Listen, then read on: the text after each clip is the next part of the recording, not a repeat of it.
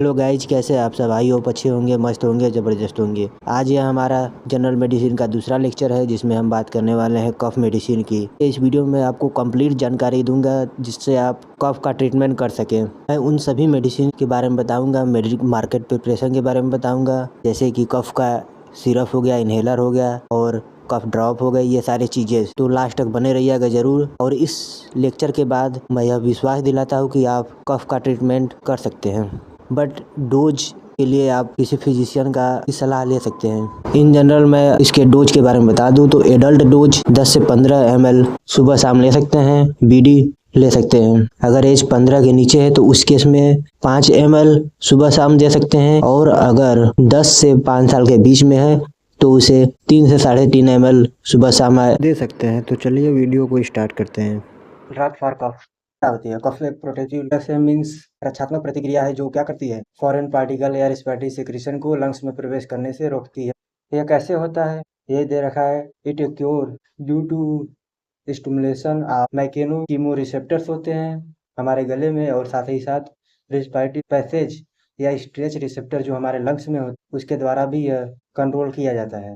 कफ में be useful और useless. कफ क्या है? कफ एक प्रोटेक्टिव रिफ्लक्स है, यानी रक्षात्मक प्रतिक्रिया है जो कि लंग्स में किसी रेस्पिरेटरी सिक्रीशन या फिर फॉरेन पार्टिकल लंग्स के अंदर प्रवेश करने से रोकती है। तो क्या है, यह तो हमारे लिए बेनिफिशियल ही हुआ, इसलिए यह यूजफुल भी है।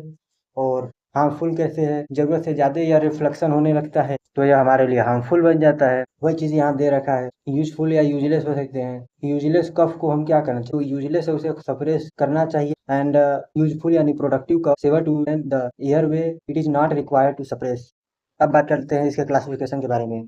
क्लासिफिकेशन मीन्स वह ड्रग्स जो यूज किए जाते हैं हमारे कफ को सप्रेस करने के लिए। पहला दे रखा है फेरिंजियल डिमल्सेंट। फेरिंजियल डिमल्सेंट क्या होती है? यह ड्राई कफ के लिए यूज होती है।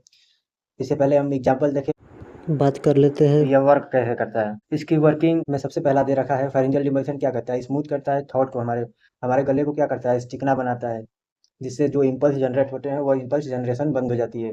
और साथ ही साथ रिड्यूस करता है अफरेंट इम्पल्स को, inflamed area irritant pharyngeal mucosa से, जिसके कारण खांसी आती है। अब बात करते हैं इसके एग्जाम्पल की। इसमें एग्जाम्पल दे रखा है, लोजेंजेस होते हैं, कफ ड्रॉप होती है, लिंचर कंटेनिंग सिरप होती है, और लिक्वेरिस होती है।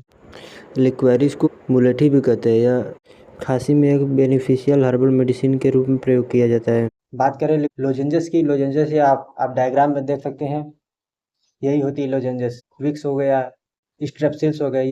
अब दूसरा क्लास की बात करें तो दूसरे क्लास में आप एक्सपेक्टोरेंट, जिसे म्यूकोकाइनेटिक भी कहते हैं, काइनेटिक मूवमेंट कराता है, जिससे हमारे एयर पैसेज में जो म्यूकस जमा है इसको बाहर निकालने का काम करती है, एक्सपेल्सन का काम करती है। उसमें सब कैटेगरी दे रखा है ब्रोंकियल सिक्रीशन इनहेंसर का। ब्रोंकियल सिक्रीशन इनहेंसर क्या करता है? यह इंक्रीज कर देता है ब्रोंकियल सिक्रीशन को, ताकि जो हमारे एयर पैसेज में म्यूकस जमा है वक्त होती है उसके बाहर निकलता है। जिसमें एग्जाम्पल दे रखा है सोडियम पोटेशियम सिट्रेट का, पोटेशियम आयोडाइड, वेफेनेसिन, अमोनियम क्लोराइड, ये सब किसके एग्जाम्पल है? ब्रोंकियल सिक्रीशन इनहेंसर का। दूसरा क्लास इसका दे रखा है म्यूकोकाइनेटिक्स का। इसके फंक्शन की बात करें तो ये थिकनेस को कम करता है ताकि उसको बाहर निकालने में आसानी हो सके। इसमें एग्जाम्पल दे रखा है आपका ब्रोमहेक्जिन, एम्ब्रोक्सोल, एस्टाइलसिस्टीन, कार्बासिस्टीन, ये आप डायग्राम में देख सकते हैं। एक और इम्पॉर्टेंट बात, यह जो एक्सपेक्टोरेंट होती है, मैंने कहा दोनों म्यूकोकाइनेटिक्स होती है, तो यह यूज किया जाता है ड्राई वेट कफ में। इसका सिरप आप इमेज में देख सकते हैं, जिसमें कम्बिनेशन होता है म्यूकोकाइनेटिक्स का और ब्रोंकियल सिक्रीशन इनहेंसर का। साथ ही साथ कभी कभी आपको डेक्स्ट्रोमेथार्फन भी देखने को मिल सकता है। अब बात करते हैं एंटीट्यूसिव का।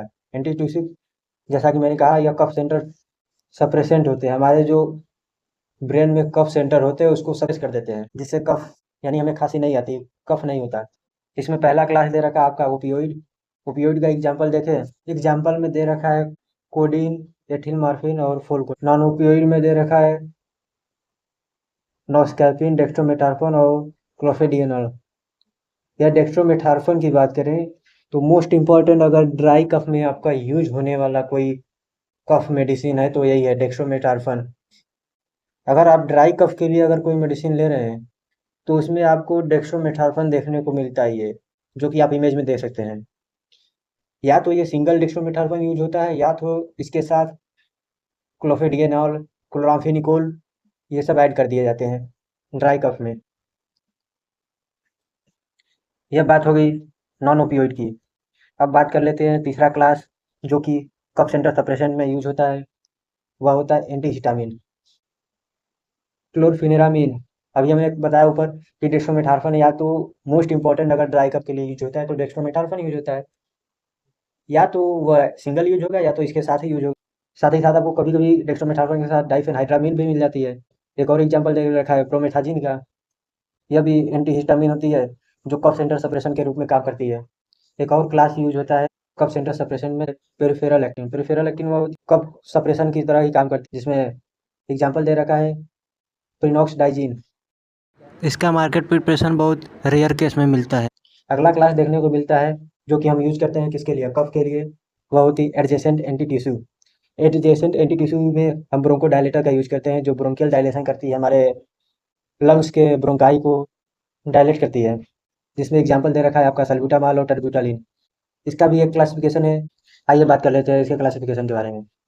इसमें पहला होती है, ये B2 नहीं है, बीटा टू सिम्पैथोमिमेटिक है। यह बीटा टू सिम्पैथोमिमेटिक क्या करती है, यह भी एडजेसेंट एंटी टिश्यू है जैसा कि मैंने बताया। ये ब्रोंको डायलेशन करती है, हमारे ब्रोंकाई के डायलेट करने का काम करती है, जिससे एयर पैसेज वाइड हो सके और एयर फ्लो में कोई प्रॉब्लम ना आए। इसमें एग्जाम्पल दे रखा है सल्ब्यूटामॉल का, टर्ब्यूटालिन का, बम्ब्यूटेरॉल का और सल्मेटेरॉल का, फॉर्मोटेरॉल का और इफेड्रिन। इन जनरल अगर हम इस सल्ब्यूटामॉल और टर्ब्यूटालिन की बात करें तो सिरप आता है, और उसके बाद अगर सल्मेटेरॉल की बात करें, फॉर्मेटेरॉल की बात करें, ये दोनों इन्हेलर के रूप में आते हैं, जो कि आप इमेज में देख सकते हैं, यह इन्हेलर का है जिसमें सल्मेटेरॉल और फॉर्मेटेरॉल। इसी कैटेगरी में दूसरा आता है ब्रोंको डायलेशन में, दूसरा क्लासिफिकेशन दे रखी है मेथिल जैंथिन का। इसमें एग्जाम्पल दे रखा है थियोफाइलिन की, अमीनोफाइलिन की, डॉक्साफाइलिन की। ये इन जनरल क्या आते हैं, ये इन्हेलर के रूप में ही आती हैं। इसी में अगला कैटेगरी दे रखा है एंटीकोलिनर्जिक का। इसका एग्जाम्पल दे रखा है इप्राट्रोपियम ब्रोमाइड और टियोट्रोपियम ब्रोमाइड। यह भी इन्हेलर के रूप में ही यूज होते हैं। सिरप के रूप में आपको अगर देखेंगे तो वेट कप में किसका यूज होगा, वेट कप में एम्ब्रोक्सोल ब्रोमहेक्जिन और अमोनियम क्लोराइड मिल सकता है, पोटेशियम आयोडाइड मिल सकता है, या पोटेशियम सिट्रेट मिल सकता है, ये सब मिल सकते हैं। गौफेनेसिन मिल सकता है।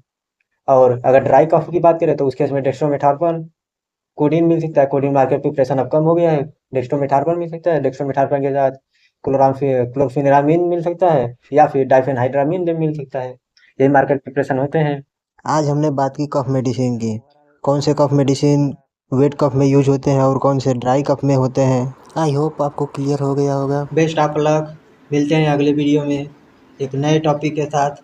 अगर यह वीडियो आपको अच्छा लगा हो तो लाइक कर दीजिएगा और चैनल को सब्सक्राइब कर दीजिएगा, और साथ ही साथ लोगों तक शेयर ज़रूर करिएगा।